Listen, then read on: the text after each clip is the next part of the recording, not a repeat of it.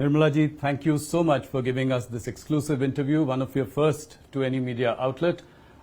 This is after this monumental, historic decision of GST rationalization. In many ways, GST 2, the second coming, there has been a lot of talk in the past. Let me begin with a broader question. From the Prime Minister's vision of making life easy for the common man, of, reducing the burden on the common man. You did it in your budget last time by cutting the income tax rate, a bonanza for the middle class. What was the vision behind this? What did the Prime Minister tell you? How did it come about? Thank you very much for giving me this opportunity to interact soon after this major reform measure has been approved by the Council.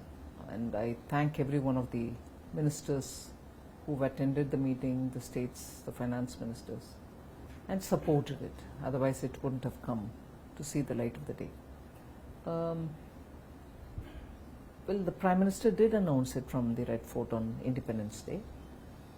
But even about 8 months ago, he called me once and had a long talk about how GST can be, revamped, looked at, and only from one point of view.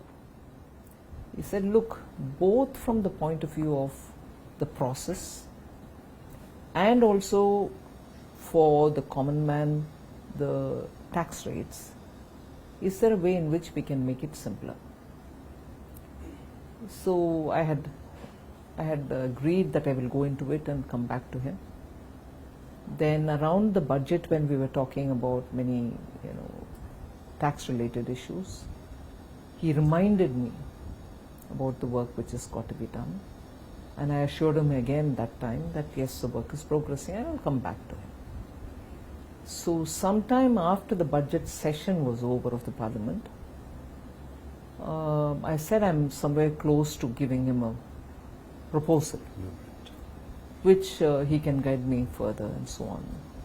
And then a bit later, much later, because the developments of May, April, when Operation Sindoor had happened, and after April priorities have been on very many different grounds. And when next opportunity came, I went, gave him a detailed description. Is that I just want, as I said at the first meeting, the simplistic or simplified, not simplistic, simplified way of doing business. So I don't want small businesses sitting at the computer, getting the auditor to do it. And also, like the way we did in the budget, respecting the middle class, respecting the taxpayer, respecting people who are really the ones out of their salaries giving the tax. We need to do something for the day-to-day indirect tax, which falls on every Indian citizen in some way or the other. So this tax is something which touches the lives of every citizen, and therefore we need to be a lot more sensitive. So I went back with this comment, redid it, sharp focused it, and that's how this proposal came. And we, for the first time in GST's history, Council's history, the centre has come up with a proposal. Till now it used to be the group of ministers which consisted only of state ministers. Yes. Never has the centre been a part of any GOM.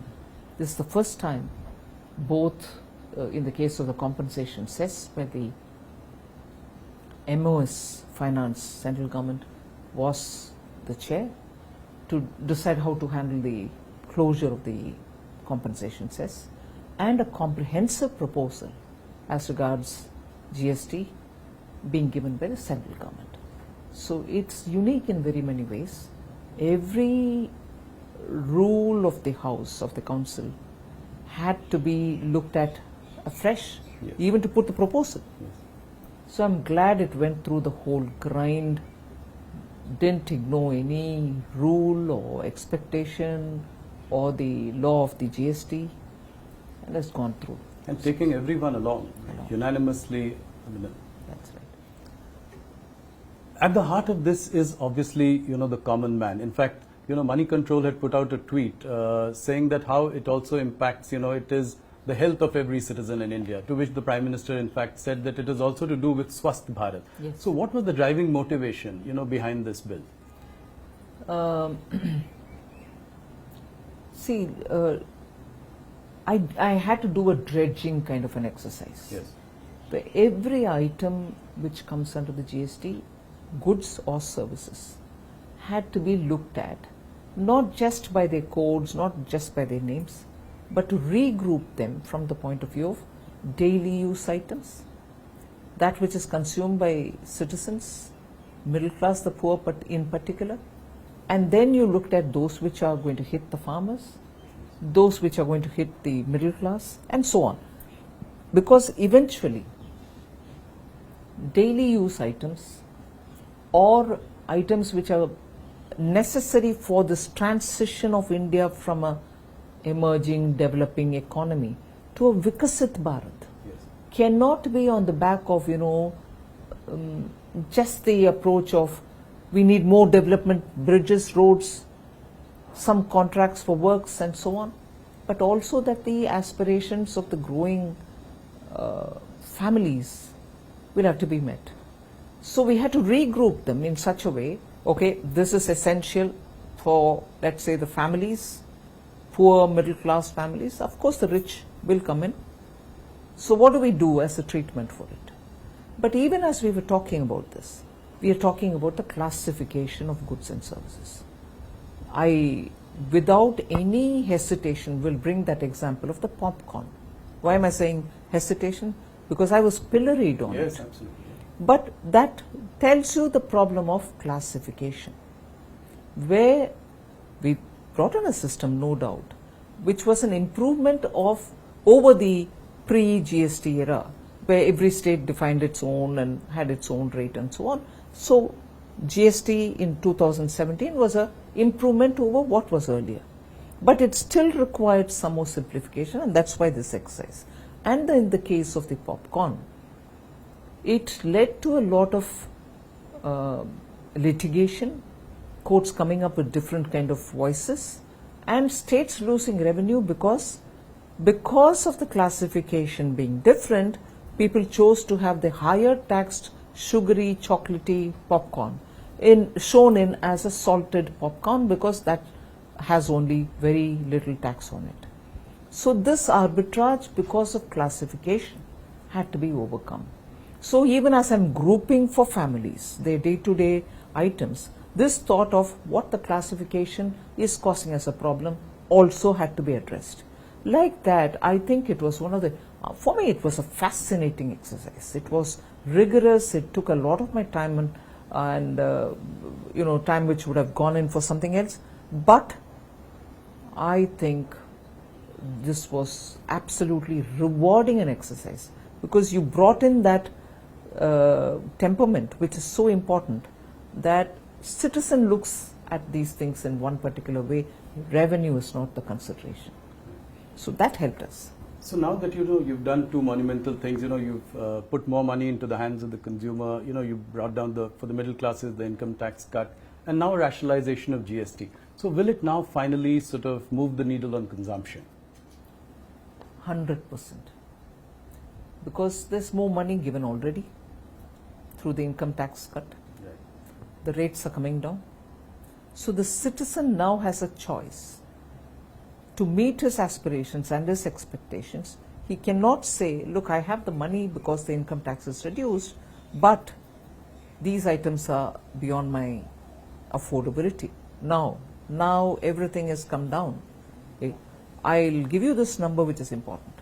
99% of all the goods and services which are touched by GST are now either in 0 or in 5 or in 18. That's right. There's nothing beyond. So that 1% is what makes for the demerit goods, right, which popular parlance says sin goods. Yeah. So that is the extent to which we have cleansed the system of anomalies, doubts, duplications, and any interpretative issues. So this will also lead to higher investments, it will fire up investments as well. Obviously, with consumption going up, there's a potential for capacities to grow, investments to grow. Now the combined tax revenue impact of this, earlier your income tax cuts and this is about 1.2 lakh crore. Do you think that there will be a certain revenue buoyancy as well in the coming years to make up for this? And every economic theory that one studies says that. yeah, have you seen that in the past? Well, at least the moment the income tax reduction happened, you heard people very clearly coming out and saying, I mean, I've met up with a lot of individuals coming from different strata of the society saying, I'll have more money to send my son to this particular college. My daughter is already doing engineering. I'll be able to fund her for her higher studies and things like that. And from ordinary citizens who are leading their lives either working in a small store or driving a car, taxi, and so on. So it has an immediate psychological effect that I can do this, which was beyond my affordability. And therefore, I think there will be a buoyancy in terms of revenue. Any impact on capital spending or fiscal deficit? I wouldn't think. At this moment, I can say with confidence, capital expenditure of the government will not come down. It will be completed as is stated in the budgetary planning time, the budget estimate time, and so with the fiscal deficit. And this is the last point of my gliding path. Right. I will adhere to it. Will petroleum products and alcohol continue to be outside the ambit of GST? Yes, the current proposal doesn't include it. Right. The states will have to. And you don't see that happening in the near future? Not in the immediate future. Okay. Let's move, to a few broader economic questions as well.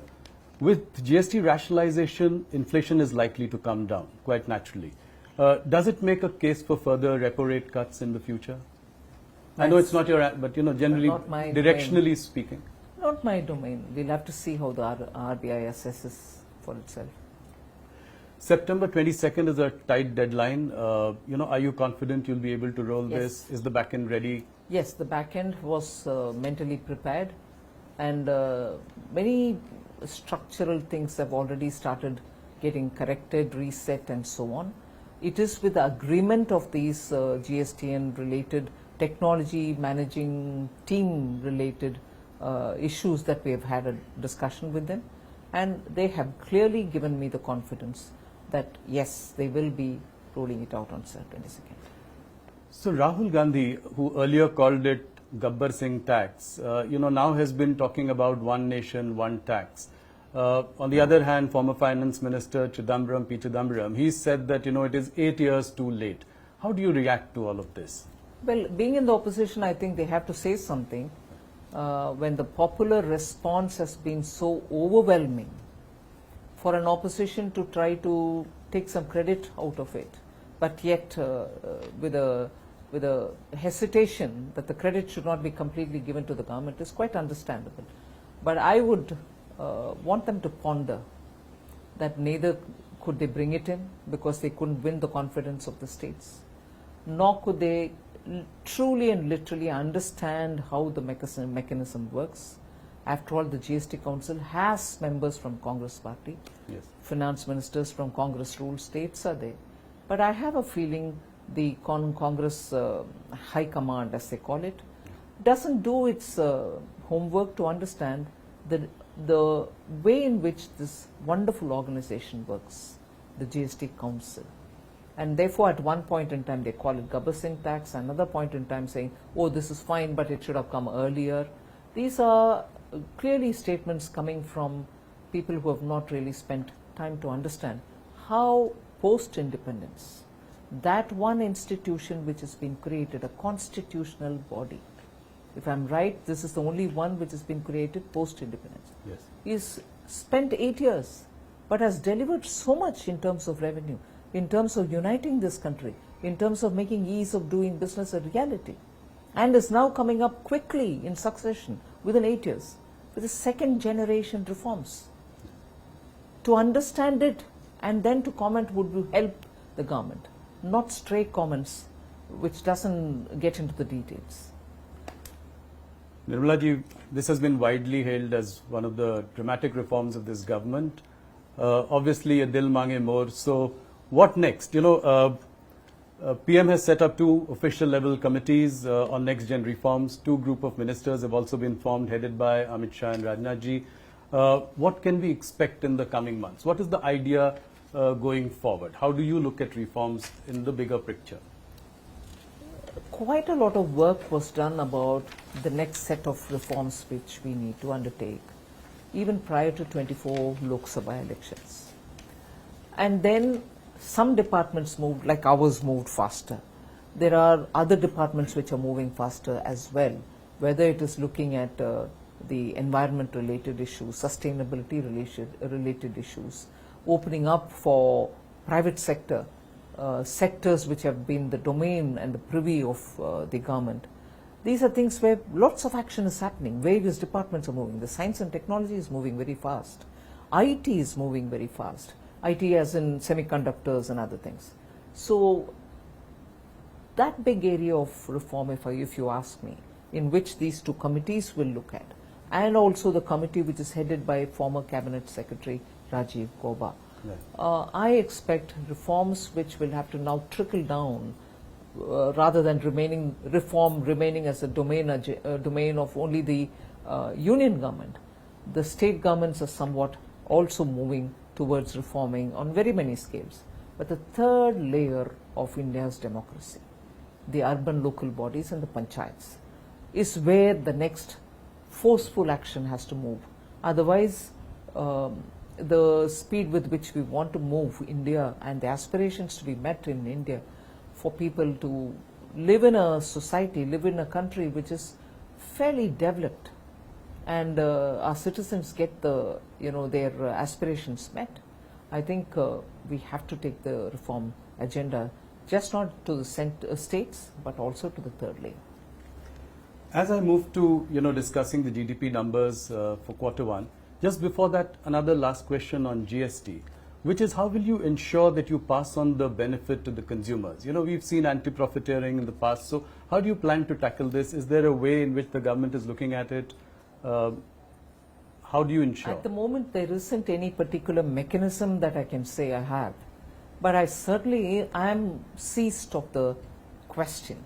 Also coming from many citizens themselves who are saying, it's great that you've done this, it's great that you're bringing in this kind of a drastic cut in taxes, but how will you ensure that we'll benefit from it? And how will you ensure that it's not going to disappear on the course to reach? We'll have to keep talking with industry, we'll have to nudge them, we'll have to, I'm glad in the case of the insurance sector, the public sector insurance companies have come forward to openly say that they will indeed pass the rate cuts to the citizens, those who are taking the insurance for themselves. So I'm sure the private sector would also do it in insurance, and so with other things. You're expecting them to announce that they will pass on the benefit? Many of them are doing it. Couple of them have, some of them have announced. So Q1 GDP numbers are heartening, 7.8%, at a time when President Trump said that, India is a dead economy. How do you react to something like that? I may not be able to comment on, let's say, foreign head of the state commenting on it. But in India, one line which I keep repeating several times, probably even once when I met you once earlier when we chatted like this, it is the cynics within India who worry me. It is the naysayers within India who worry me. Assume somebody had said it, a head of state has said it. Building India together, and all of us together building India, are we going to carry those tales or stories or observations which somebody else says and then repeat that here, oh, so and so has said this, India's a dead economy, we knew it, this is happening, that's happening. India requires its citizens to be respected. They are toiling and struggling and working to build their families and their economies, their own personal family wealth and whatever. At this time when we are trying to create more opportunities, do we need the naysayers to even borrow such observations, be it as it may that it is coming from a head of state? Do we need our own people to use these expressions? It is undermining not the government, you are undermining our citizens' efforts. And a responsible opposition, I wished didn't repeat these lines, But I think I would react only to what our people are saying rather than a head of state elsewhere. No, five quarter high number, I think it gives us a lot of confidence in the Indian economy. And also inflation coming down. Yes. Drastically coming down. Yes. But it brings us to a related point, which is on the point of tariffs. Now that tariffs with the US are at 50%, what is the likely impact on the GDP going forward? There are various estimates by various sort of consultancies, from 10 basis points all the way to 100 basis points, some have predicted. Where do you see the impact really of this? But with the reform like this, many of that should be offset. Yes. So it is never a situation of one fixated point. It's a dynamic situation where you're moving from one to another with newer players coming in, newer factors coming into play in this scheme of things. This one, you have the GST reforms, which is going to make people understand that they can fetch more things with the same amount of money with which they bought some amount earlier. So it is very clear that industries have been speaking about the tariff and its impact. The government has designed something for itself. We will come out with something to handhold those who are hit by the 50% tariff from the US. This has been said earlier. I've met up with the delegations when I went to Chennai in recent past few days. I have said this there and I will repeat it. Government is working. So will they be allowed to sell in India, or how do you plan to alleviate their concerns? No, there is a package which consists of very many different ways in which we want to help them. So we'll wait for the cabinet to clear it, but there is something coming to help them so that this tirade of the tariff is something which they can face, and also suddenly having to look for newer markets is also a challenge. But we'll have to help them out on that. So is there a sense in the government that this could be a slightly longer haul? We hope not, but we really can't leave our exporters high and dry saying it's going to change sooner. We will work with them. Nirmala ji, will we also continue to buy Russian oil? Yes, that's been made very plain and simple. Whether it is Russian oil or anything else, it's our decision to buy from the place which suits our needs. Whether in terms of rates, logistics, anything. So where we buy our oil from, especially being a big ticket foreign exchange related item, where we pay so much out of our highest in terms of import, we will have to take a call which suits us best. So we will undoubtedly be buying.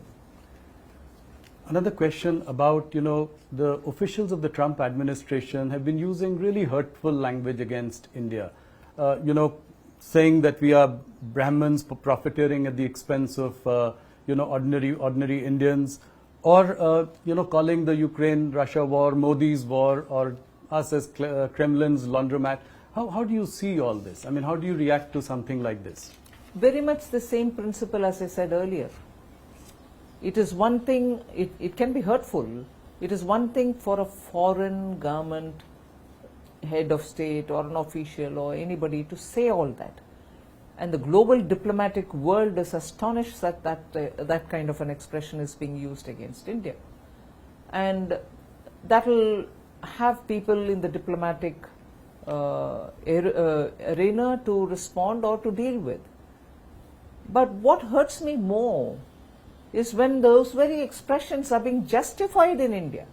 Oh, don't you all know, you know, dirty, unwashed Indians, you don't understand what this expression means? This is how, this is explained.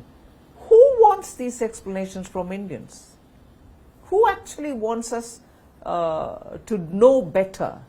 And who are these people explaining to us, this expression is used in this context? Yes. I'm outraged by that. I don't want explanations to justify that. Whether I'm going to have to deal with them, stand up and challenge them or retort is a different story. Right. But Indians quoting those words and telling us, oh, you dirty Indians, you don't know this colonial justification of the language that is being used against Indians, against such countries, which have come out of its colony and from its empire and stood up to build its own country with its own self-confidence. And even now when we are talking about Atmanirbhar, it's not just in terms of producing everything in your country. It's also about being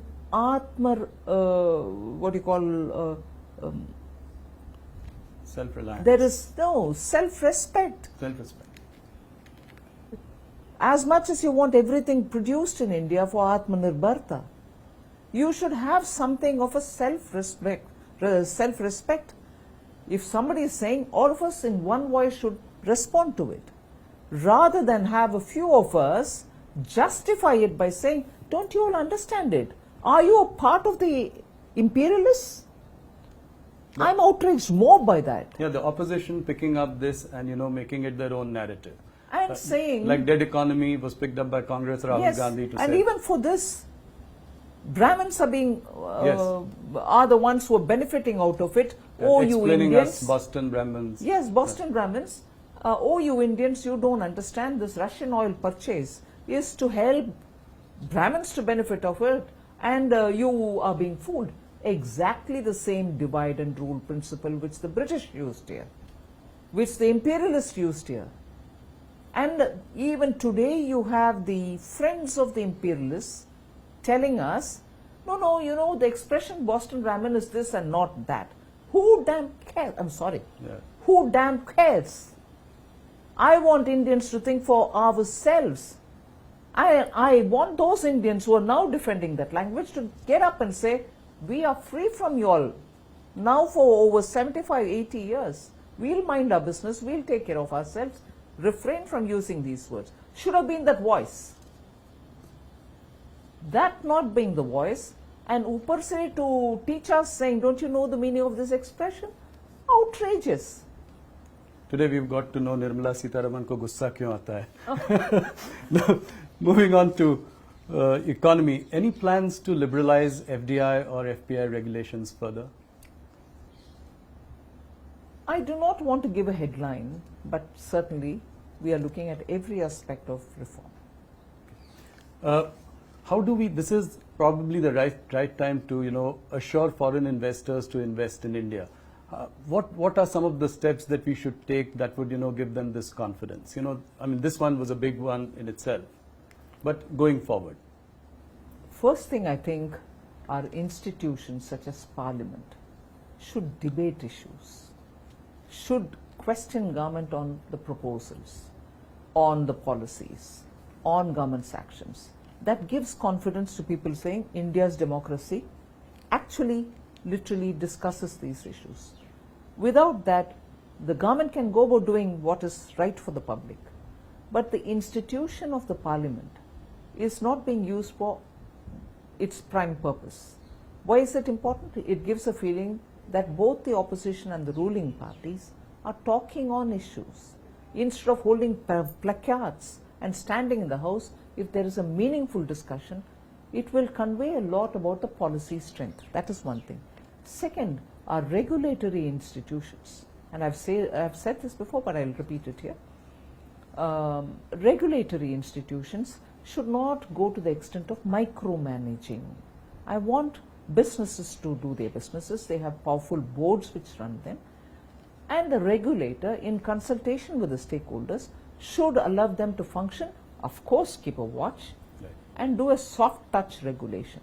If regulators across the board, I'm not talking just of the finance domain regulators, all over, should have a open-minded approach, a soft touch approach, above all, not micromanage businesses. Private investment has been a topic of discussion. How do we revive animal spirits, for the private sector to invest? This has been a, discussion that we've been having over the course of many interviews, and you've been also exhorting the private sector. How do we get about? But I think, to be fair to them, they are moving in. Okay. And they are taking decisions about how they want to expand. So you'd see a significant change? I see a significant change, and I see that enthusiasm now in wanting to understand how things will move from the industry. And I'm sure they are conscious that opportunities lie in India and they should do things. How would you react to S&P's India's sovereign rating by S&P, which has gone up. High time, would you say? Yes, and it is, I think, as a result of a lot of work done by the Department of Economic Affairs, the Chief Economic Advisor. They have been persistent with talking with them, giving them adequate data-based information, and their conversations have actually today shown us the result. And I'm glad that they're doing it. They should continue doing it with other agencies also, because with our growth being with what it is, with our fiscal, macroeconomic fundamentals being what they are, with our inflation being under control, with our foreign exchange growing, with our stock market being so buoyant, it is difficult to understand how parameters of similar and comparable nature elsewhere attract a much better rating, whereas ours don't. And conversely, parameters which are worse than ours seem to be having better rating. Just can't explain it. So I think the work of the DEA and the CEA is well cut out in this regard. They will have to work with agencies. Nirmala ji, you're right about all the macro indicators looking up. But revenue growth for corporate India has remained tepid. It's at a 7-quarter low of 3.7%. How do you explain that? GDP on one hand growing at 7.8%. What really accounts for this? I think it's also a question of how they're deploying their resources and how they're earning out of it. Businesses will also have to look at the way in which their risk-taking capacities can increase, and that's what is going to be the prime mover in terms of revenues for businesses. So, but that's a business call. It's not for me to say. Right. Nirmala ji, India and China are now mending sort of fences. So, right now it is at the level of resuming the flights and giving visas to each other. But what could be the next steps? How could we make the Chinese markets more accessible to Indian companies? There is, of course, a huge deficit of $100 billion here. So how do we do that? I mean, what are the next steps? There's just a lot of work to be done in that area. There's no hiding it. We need to have trade conversations, market access conversations, non-tariff barrier conversations with the Chinese. Unless we do that, and unless there is a true engagement and not a procrastinating engagement, you may talk as much as you want on these issues. I've done it myself. And to have a conclusion arrived at takes a lot of time with the Chinese. Sorry. Market access is something which has not been realized despite our almost a decade-long engagement with the Chinese. In between, everything had come to a halt. But on both these issues, there should be meaningful conversations. Otherwise, the very products that we want to export to China go through different destinations to China. But why can't it go directly? Yeah. And will it also be reciprocal? I mean, Press Note 3 prevents investments from China to India. So would you look at, doing something about that as well? As it is, I think in one or two cases, particular cases, we have relaxed some of them. And in those sectors where their technology has come in, and the technicians and also the experts had to come to actually see the projects through, we have not allowed these experts to come. That has now changed. In some sectors, people are coming in where projects are already on the ground. So India will be open to that idea? Of course. Yes. Nirmala ji, you've ushered in the boldest of reforms. I say this in every interview that we do because you corporate tax cut. I mean, that was a phenomenal sort of move. Then after that last budget, we have income tax rates going down. Now GST 2, as I called it. So, one thing that we probably haven't seen enough is on private disinvestment. What would you say to that? You did sell Air India, but after that, things have been slow. You'll see action in that also. This year? Yes. Oh, that's great news. Any deadline for strategic stake sale in IDBI Bank? No, I think the secretary has already, DIPAM secretary has already spoken about it. IDBI is moving quite fast. Okay. And I expect it to be concluded this financial year? Okay, and any more banks which could then be looked at after this? I wouldn't say any more banks. I'm not negating anything. Right. But yes, more disinvestments. More disinvestments, okay. So we've seen that since June this year, the yield on 10-year bonds have risen 30 basis points since June, to more than 6.5%. Are you concerned about rising borrowing costs? Yes, I wouldn't say I'm concerned, but I'm observing it. It is not affordable. And also at a time when interest rates are otherwise low, Yes. bond yields becoming unsustainably high has a big bearing on the government. Not Yeah. just our union government, states are also up against odds in getting affordable, Also your fiscal math? My fiscal math is as of now absolutely Of course, fine. yeah. So, Nirmala ji, we are again, near an election. Bihar elections are coming up, and before every elections, we have seen all political parties dole out reveries, and we've discussed this in previous, encounters as well. Does this worry you? State after state, promising welfare schemes, doling out reveries, and how does it all really add up for a country like ours? I think I'll speak for all finance ministers. Yes. It is a very, very difficult thing.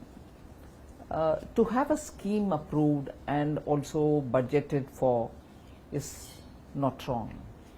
And I would approve of that, because that at least takes the view of the legislature and also makes it public about how they are financed, and therefore also brings in that responsibility to keep your revenue generation equally attended to.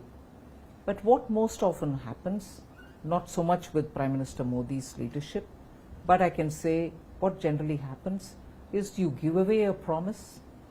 Once you have to come to fulfill it, you're searching and scrambling for resources. And if you are an opposition-ruled party, it is very quickly arsenal in your hand to say central government is not giving me money. That's the biggest unsustainable argument. I'm more tempted to say bogus argument, because you give a promise, you win the election, you come to power, and then after that you're not able to fund it.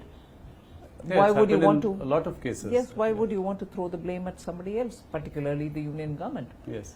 So these kind of sort of recklessness in dealing with public finance has got to be discouraged.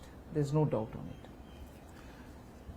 Nirmala ji, India holds about $227 billion of US Treasury securities. It also holds a lot of gold in its reserves.